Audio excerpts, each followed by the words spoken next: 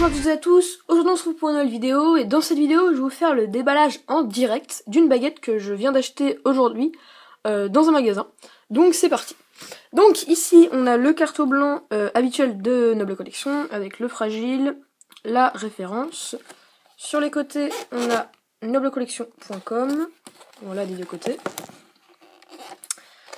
Derrière on a le 14 ans et plus, la référence et la baguette que j'ai achetée, c'est la baguette de Voldemort. Voilà. Donc, on va sans plus attendre ouvrir le carton. Hop, et voici la boîte. Donc je vais juste sortir la boîte. Donc voilà la boîte, on va retirer les petits trucs blancs là, pour protéger les signes du vendeur. Et on se retrouve tout de suite pour la présentation de la baguette. A tout de suite. Donc voilà, on se retrouve pour la présentation de la baguette de Voldemort en boîte Ollivander. Donc déjà la boîte est noire, vraiment toute noire, hein, avec l'effet cuir comme sur toutes les boîtes Ollivander. Au dos on a l'autocollant Made in China et fabrication, donc S2014. Alors comme pour la baguette de Dumbledore, que je vous ai présentée, enfin c'est la dernière baguette que je vous ai présentée. Cette baguette est à la base sortie en 2005, mais Noble Collection a fait une réédition de baguettes qui sont sorties en 2014, donc Voldemort et la réédition de cette baguette. Sur les côtés, on a les autocollants Ollivander. Voilà. Donc, on va mesurer tout de suite la boîte. La boîte mesure à peu près 39 cm de long, 8 cm et demi de large, et en hauteur, elle fait à peu près 5 cm. Voilà. Quand on l'ouvre, donc, elle est un petit peu dure à ouvrir, celle-là. Voilà.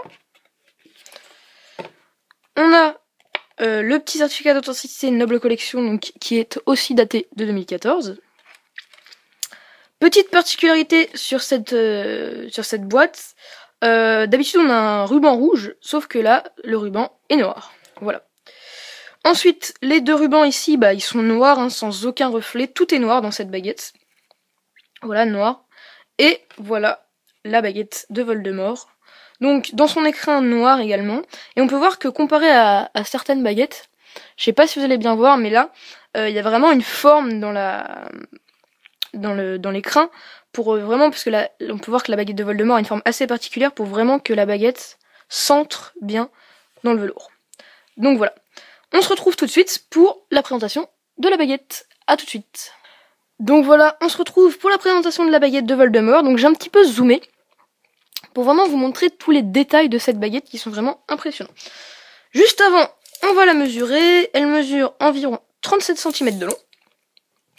Voilà. Et donc, on peut voir que cette baguette ressemble un petit peu à celle d'Harry, puisqu'on a le manche, une petite partie ici, et la lame ici, comme sur la baguette d'Harry. Cette baguette est faite en résine. À l'intérieur, il n'y a pas de tige en métal pour la consolider, comme la plupart des baguettes ont une tige en métal. Celle-là n'en a pas. Voilà. Alors, je vais essayer de me rapprocher pour vraiment vous montrer les détails qu'a cette baguette. Alors ici, on a le manche. Donc le manche qui est vraiment très très détaillé. De près, on dirait un petit peu de l'os. Mais à la base, cette baguette est faite en bois d'if. Voilà. Ici, beaucoup de personnes pensent que c'est une tête d'oiseau. Ce n'est pas du tout une tête d'oiseau.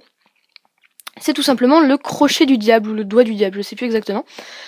Comme Voldemort, c'est le Seigneur des Ténèbres, voilà, le crochet du diable et tout, ça correspond bien. Donc en fait, c'est très pratique parce que Voldemort, lui, tient sa baguette comme ça, puisqu'il peut pas plier les doigts. Mais en fait, moi, je la tiendrais plutôt comme ça. Et c'est très pratique, votre petit doigt vient se mettre dans le crochet du diable, votre pouce sur le petit pic qui est ici, et donc la prise en main est vraiment très très très très bonne. Voilà. Ensuite, ici on a, comme sur la baguette d'Harry, une deuxième partie qui vient recouvrir une partie de la lame. Alors sur cette partie, il y a des petits creux qui sont peints en noir. Alors ça fait aussi très très très très très très très joli, hein. Donc voilà, c'est vraiment magnifique. Vraiment, cette baguette est, je trouve, une des baguettes les plus détaillées. Voilà. Ensuite, ici, sur la lame, on a la licence Warner Bros, donc S2014. Et la lame est toute blanche, tout simplement, toute blanche, toute lisse. Alors c'est pas vraiment blanc, hein, je sais pas comment ça va rendre à la caméra. C'est pas vraiment blanc, c'est blanc un petit peu jauni pour vraiment montrer que cette baguette a vraiment du vécu. Hein. Alors pour la petite histoire, cette baguette est faite en bois d'if. À l'intérieur, il y a une plume de phénix. Et donc, le phénix sur lequel on a prélevé la plume qui est dans la baguette de Voldemort a fourni notre plume, la plume qui est dans la baguette d'Harry. Donc ces baguettes sont en quelque sorte jumelles à l'intérieur et aussi un petit peu à l'extérieur puisqu'on peut voir qu'elles se ressemblent beaucoup. Donc elle est faite en bois d'if. Elle appartient donc à Voldemort, hein, donc Tom Jedusor. Donc voilà, c'est tout ce que j'ai à dire sur cette baguette. Alors aussi, la baguette d'Harry et la baguette de Voldemort, comme j'allais le dire, sont jumelles, et donc Voldemort et Harry peuvent se blesser, mais pas mortellement. C'est pour ça que dans le set, Voldemort prend la baguette de Lucius pour essayer de tuer Harry, mais il essaiera de le tuer après, dans le set partie 2, avec la baguette de Suro. Voilà. Donc cette baguette apparaît pour la première fois dans Harry Potter et la Coupe de Feu. Et donc voilà, c'est tout ce que j'avais à dire sur cette baguette. Donc je vais aussi lui attribuer une note à cette baguette. Alors je vais lui attribuer la note de 18 sur 20 parce que pour moi c'est vraiment une très très belle baguette. C'est une baguette que je trouve vraiment magnifique, c'est une des plus belles baguettes. Alors petit défaut, c'est que dans le film, la baguette est ondulée en fait. Alors un petit peu comme celle de Slughorn pour ceux qui l'ont. Un peu moins quand même, mais elle est ondulée. Noble Collection n'a pas reproduit cette ondulation, parce que je pense que ça doit être trop compliqué à faire, etc. Mais la baguette n'est pas ondulée, donc ce n'est pas une réplique parfaite.